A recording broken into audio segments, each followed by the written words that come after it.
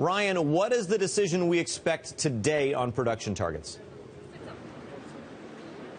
Look, they've been in there for 3 hours now. We've spoken with 2 of the 12 delegates. One of us tells us there's broad support for a rollover, for keeping the production target exactly where it is. Another one cautions there's no decision yet. We know that they've taken a break for lunch. My hunch is, and this is just a hunch, that they're going to prepare the statement. There's a press conference scheduled for 4 p.m. local time. I bet they move the press conference up. The bottom line is there's not a whole lot to talk about.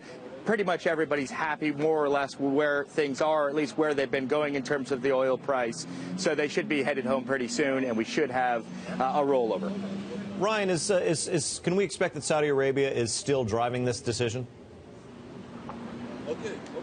Yeah, I think the Saudis are driving the decision. Look, if you want to stand up to the Saudis in the meeting, you have to have really good data to do it and be prepared to cut yourself. None of the other hawks that would like to see a cut are prepared to cut. So they would effectively be asking Saudi Arabia, and that's just not going to happen. I mean, the bottom line is what we're really looking for is the fine print of the statement. If in the fine print of the statement there's a call for enforcing the production target, then that could move oil prices. Because what you got basically is everybody cheating. The current target is 30 million barrels, and yet they're pumping 31.5. If they say it's time to enforce, that takes barrels off the market, that pushes the price up. No mention of it, that's bullish. Ryan, David Brooks in the New York Times today has a blistering op-ed on the partition of Iraq. How important is the Iraq discussion, the Basra discussion in Vienna?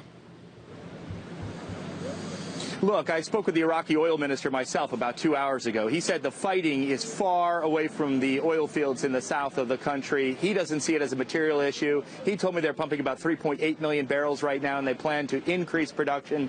You know, I talked to Bob Dudley the day before yesterday. Bob Dudley said, look, if Baghdad falls, you have a problem for oil markets. If it doesn't, it's not an issue. All right, Ryan Chilcote in Vienna, standing on the edge of a brawl. Ryan, thank you.